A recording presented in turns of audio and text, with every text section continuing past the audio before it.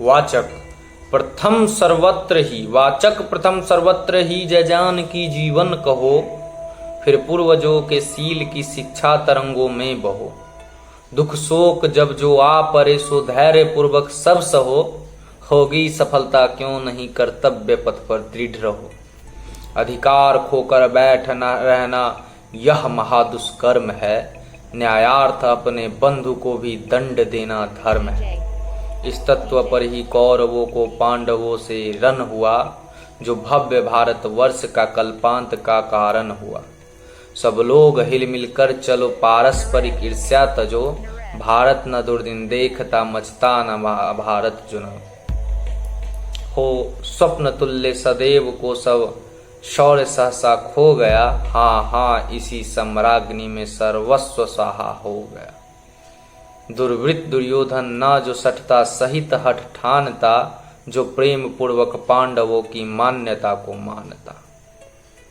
तो डूबता भारत नयोरन रक्त पाड़ावार में, ले डूबता है एक पापी नाव को मझधार में। हाँ बंधुओं के ही करों से बंधुगण मारे गए, हाँ ताज के सुत शिष्य से गुरु हठ संहारे गए। इच्छा रहित भी वीर पांडव रत हुए रण में यहो, कर्तव्य के वश विज्ञ जन क्या क्या नहीं करते कहो।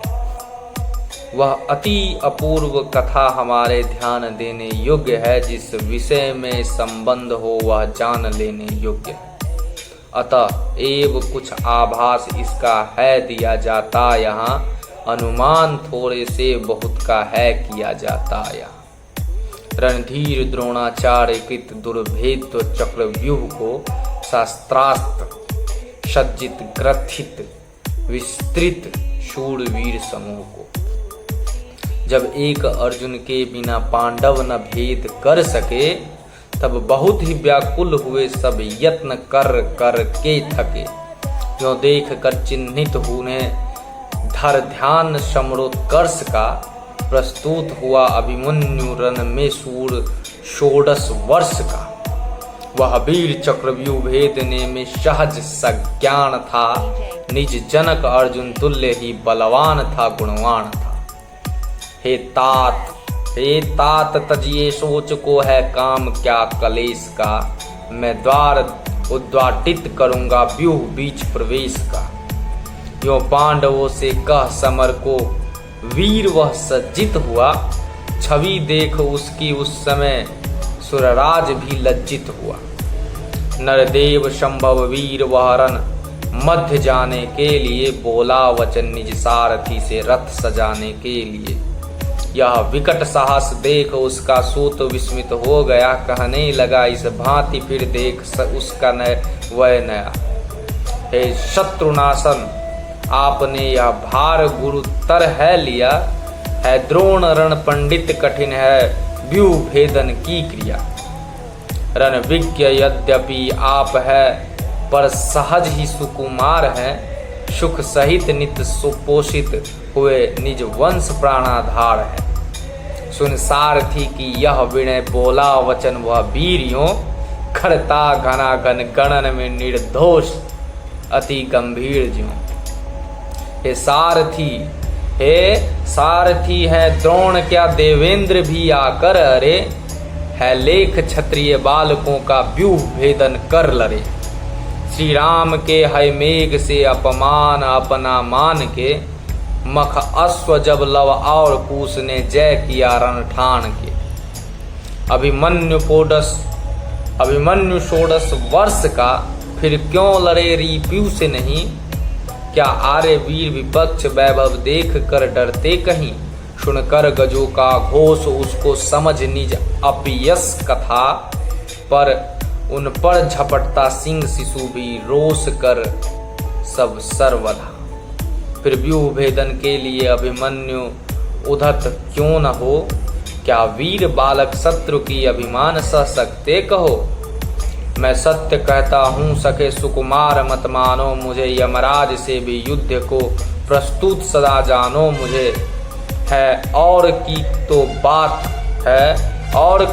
बात ही क्या गर्व मैं करता नहीं, मामा तथा निज तात से भी समर में डरता नहीं।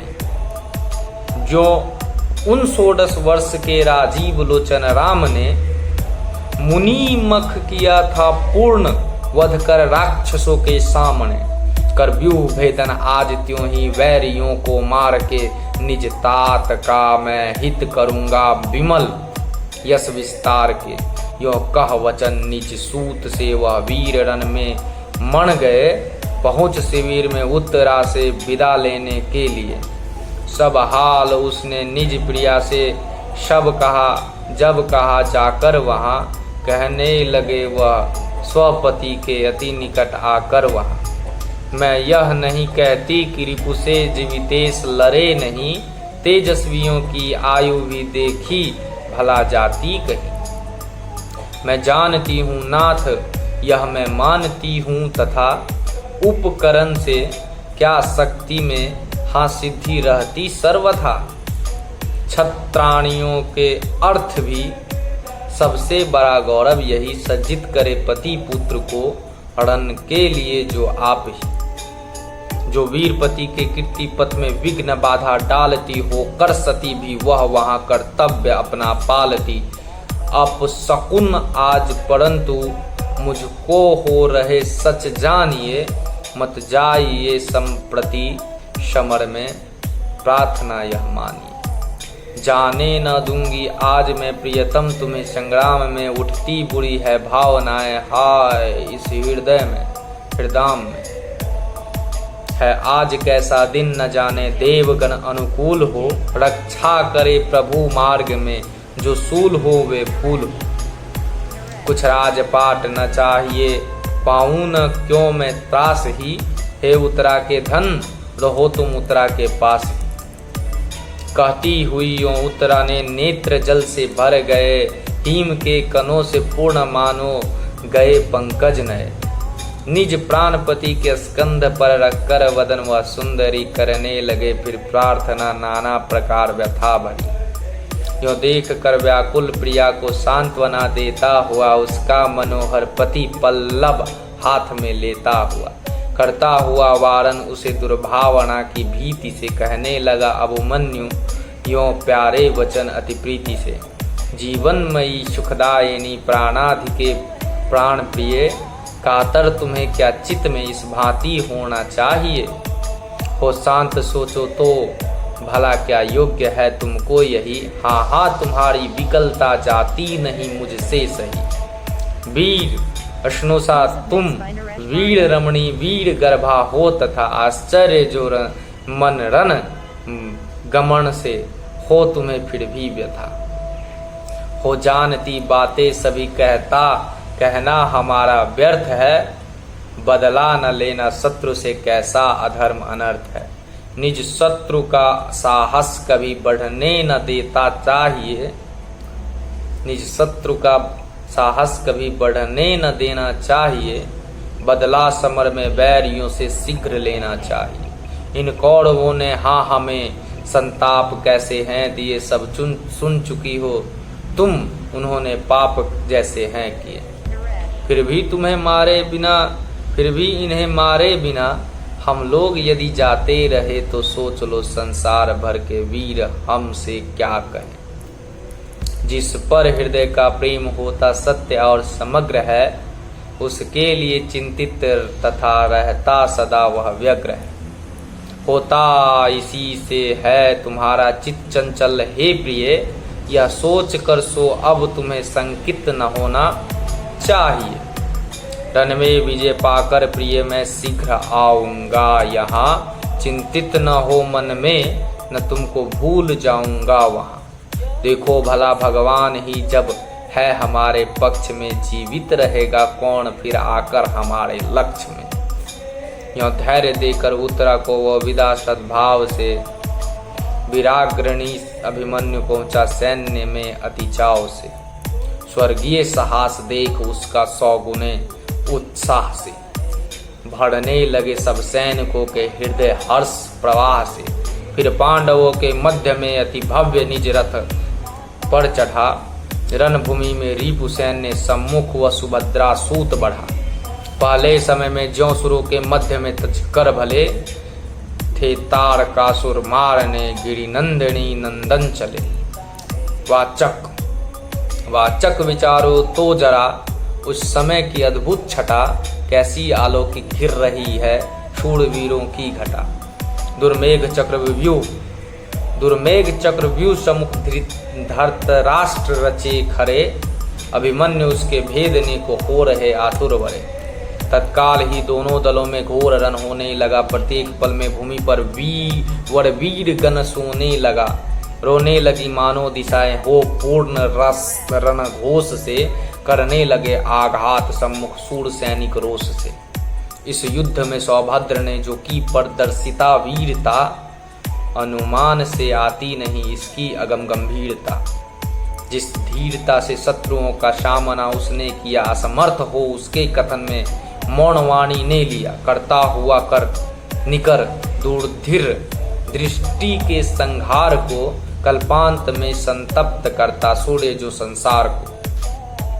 सब और त्यों ही छोड़ कर निज प्रखर तर शरजाल को, करने लगा वह वीर व्याकुल शत्रु सैन विशाल को। सरखींच उसने तून से कब किधर संधाना उन्हें, बस विद्ध होकर ही विपक्षी वृंद से जाना उन्हें। कोदंड कुंडल तुल्य ही उसका वहां देखा गया, अविराम रण करता हुआ वह राम सम लेखा गया। कटने लगे अगणित भटों के रंड मुंड, जहां तहां गिरने लगे कटकर तथा कड़पद सहस्त्रों के। वहां केवल कलाई ही कौतूहल वश किसी की काट दी, क्षण मात्र में ही अड़ी गनों से भूमि उसने पाट दी। करता हुआ बदबैरियों का बैर शोधन के लिए रण मध्य वह फिरने लगा, अति दिव्य धुन धारण किए। उस काल सूत सुमित्र के रथ हाँकते की रीति से, उस काल सूत सुमित्र के रथ हाँकने के रीति से देखा गया वह एक ही 10-20 सा अति भीति से। उस काल जिस और वह संग्राम करने को गया, भगते हुए अरिवृंद से मैदान खाली हो गया। रथपथ कहीं भी रुद्ध उसका दृष्टि में आया नहीं, सम्मुख हुआ जो वीर वह मारा गया तत्क्षण वही। सम्मुख हुआ जो वीर वह मारा गया तत्क्षण वही। ये था प्रथम स्वर्ग जयद्रथ वध का, जो लिखे हैं मैथिली शरण गुप्त जी ने, जिनके करकलमों द्वारा ऐसी वाणी वृत्त और शब्द मढ़ से किया हुआ अवलोकन हो, इसे हम अपने सांस्कृतिक धरोहर के रूप में स्वीकारते हुए अपने हृदय में संजोए रखने की हमेशा उत्कर्षता व्यक्त करते हैं। आशा करता हूँ कि यह वीडियो काफ़ी पसंद आया होगा, काफ़ी आनंद की अनुभूति दिया होगा।